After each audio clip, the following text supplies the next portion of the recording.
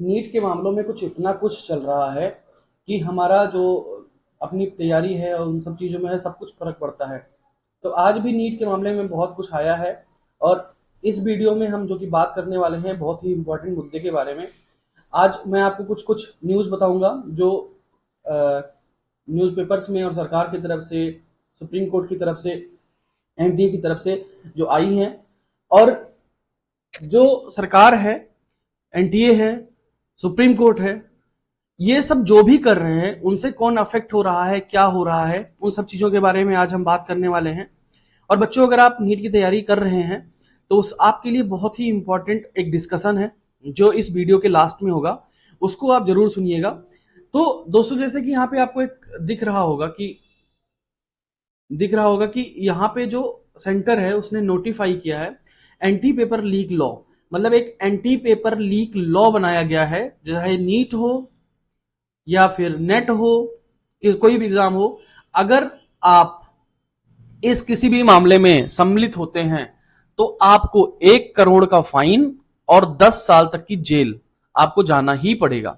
ये सेंटर ने नोटिफाई किया है। ठीक है। अब अगर हम देखें तो इसमें कुछ कुछ और न्यूज आई हुई है। नीट पीजी का जो एग्जाम है बेटा, वो पोस्टपोन्ड हो गया है और एक नई डेट अनाउंस की गई। भाई साहब, ऐसा क्या चल रहा है कि जो है ये कुछ भी कर रहे हैं। 23 तारीख को जो है ये पेपर होना था, मतलब आज की डेट में ये पेपर होना था, और इन्होंने एक रात पहले नोटिफिकेशन निकालते हैं कि ये पेपर जो है पोस्टपोन कर दिया गया है।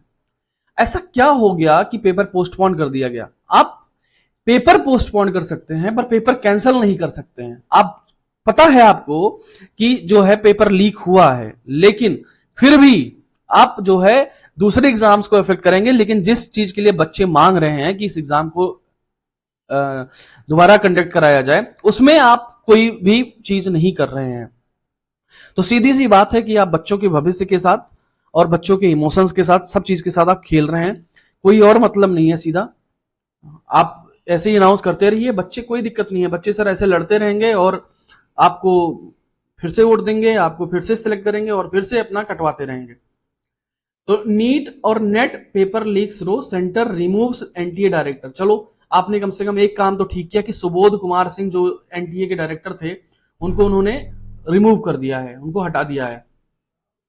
Government sets up 7 member reform panel. Panel बना के आपने कुछ नहीं हासिल किया है, क्योंकि ये कमेटी 1 साल तक अगर जांच करेगी और फिर 1 साल तक बच्चे इस उम्मीद में रहेंगे कि नीट जो है कैंसिल होने वाला है और फिर से आप नीट का पेपर तुरंत कंडक्ट करवा देंगे, तो वो बच्चे तैयारी कब करेंगे?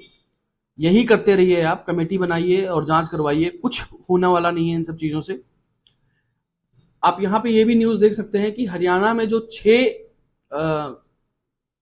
टॉपर्स थे, 6 टॉपर्स फ्रॉम हरियाणा, झज्जर से जो ये टॉपर्स थे, 6 के 6 उस एक ही स्कूल में पेपर दिया था। और ये मामला आया है कि जो बीजेपी के लीडर हैं उसके किसी फैमिली के उसमें इन्होंने पेपर दिया था।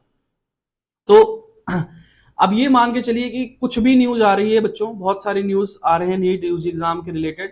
कहीं आ रहा है कि कोई एग्जाम पोस्टपोन हो गया पीजी वाला, कहीं हो गया कि कुछ कोई कमेटी बनाई गई है, कहीं कोई प्रेस कॉन्फ्रेंस कर रहा है, पर हो कुछ नहीं रहा है। बेसिकली वो सिर्फ आपका हो रहा है, आपका टोटल टाइम वेस्ट हो रहा है। इसके अलावा कुछ नहीं हो रहा है। अब इस न्यूज का क्या मतलब है? कोई मतलब नहीं है, इसमें कुछ होने वाला है? कुछ नहीं होगा। ठीक है। सबको पता है कि चीटिंग हुई है, आपके साथ गलत हुआ है, लेकिन कर कोई कुछ नहीं रहा है। बस कमेटी बनाई जा रही है, एग्जाम को, दूसरे एग्जाम्स पोस्टपोन कराने जा रहे हैं। जो मेन मांग है कि नीट यूजी जो है इसको कैंसिल करवाना, इसका बोल रहे हैं कि मुकदमा चल रहा है, ये हो रहा है। अभी तक इतनी चीजें सामने आपके आ चुकी हैं, इसको कैंसिल कराने में प्रॉब्लम क्या है? अगर एक भी गलती हुई, आपने कहा कि 0.01% नेग्लिजेंस हुआ है, उस दिन न्यूज में आया, तो एक भी गलती हुई है तो आपको एग्जाम पोस्टपोन करना चाहिए। आप खुद ही मान रहे हैं 1563 स्टूडेंट्स जो हमारे थे उन्होंने ग्रेस मार्क देके उनसे गलत हुआ, तो गलत आपसे हुआ तो उसको भाई रद्द कीजिए ना। तो अब देखो, ये अब जैसे ये मैं आपको बोल ही रहा था कि जो नीट पीजी का एग्जाम था उसको पोस्टपोन कर दिया गया, जो 23 तारीख को था। और अब बच्चों हम करें क्या, व्हाट टू डू। अब आपके पास दो रास्ते हैं। अगर आप नीट करना चाहते हैं और आप नीट नहीं करना चाहते हैं, इन दो रास्तों में आपको देखना होगा। अगर नीट दोबारा आप अगेन करना चाहते हैं तो आपको अपनी तैयारी शुरू करनी पड़ेगी, और तैयारी इस साल के लिए नहीं, अगले साल के लिए तैयारी शुरू करनी पड़ेगी। NEET 2025, NEET 2025। आप इस दिमाग में ना रहें कि इस बार नीट कैंसिल होगा और फिर हम नीट दोबारा देंगे। अगर आप इस होड़ में रहेंगे तो आपका टाइम और वेस्ट होगा। तो क्या फिर से शुरू करें तैयारी? बिल्कुल। अगर आप नीट देना चाहते हैं तो आप फिर से तैयारी शुरू करिए। अगर आप नीट नहीं देना चाहते हैं तो आप कोई भी ऑप्शन ऑप्ट कर सकते हैं। आप इस मामले में भी अपना इंटरेस्ट दिखा सकते हैं कि भाई क्या हो रहा है, कितना पोस्टपोन्ड हुआ, क्या नहीं हुआ, क्या चल रहा है, क्या नहीं चल रहा है। आप इन सब मामलों में रुचि लीजिए।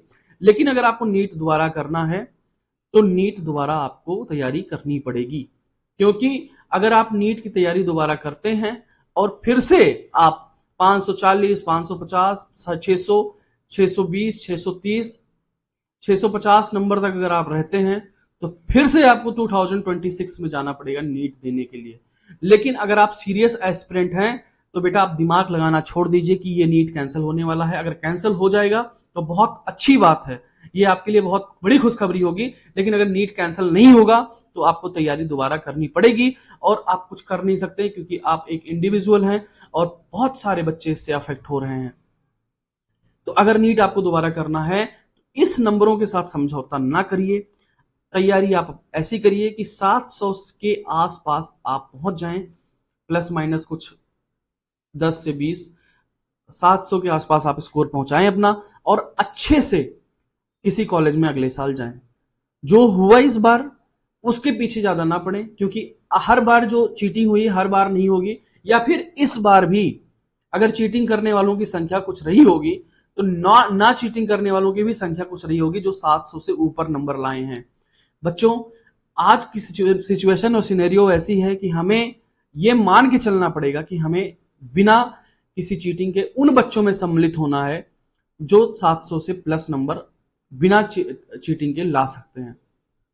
तो आप अपनी पूरी डेडिकेशन, पूरी मेहनत इसमें लगा दीजिए, और नीट अगर देना है जैसा कि मैंने कहा, शुरू कर दीजिए, शुरू कर दीजिए और इतनी मेहनत के साथ लग जाइए कि 700 से प्लस स्कोर आपके हर मॉक टेस्ट में आने चाहिए, हर मॉक टेस्ट में आने चाहिए।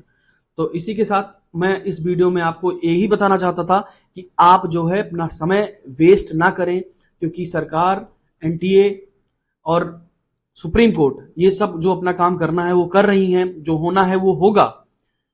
अगर आप डायरेक्टली इससे अफेक्टेड हुए हैं तो बिल्कुल आप इसमें पार्टिसिपेट करें, पर आप इनडायरेक्टली अगर आप अफेक्ट हुए हैं, आप 300 नंबर, 500 नंबर, 600 नंबर के आसपास अगर आप भटक रहे हैं तो आपकी जिम्मेदारी बनती है कि आप अपनी तैयारी को 700 के आसपास पहुंचाएं, और जिस दिन 700 के आसपास पहुंचा लेंगे उस दिन आपकी बात सुनी जाएगी। आपको टाइम वेस्ट कीजिए, आप जाइए, लड़िए अपने नंबर के लिए, लेकिन पहले जब तक आप 700 तक नहीं पहुंचते हैं तब तक शांति के साथ एक कमरे में बैठ के अपनी किताबों को ध्यान से पढ़िए, वहां तक पहुंचने की कोशिश कीजिए, और टाइम वेस्ट करने की जरूरत नहीं है। तो इसी के साथ मैं आप सबको थैंक यू बोल रहा हूं बेटा, और आप लोग अपनी तैयारी करते रहिए, और जो भी होगा हम आपको आगे अपडेट देते रहेंगे।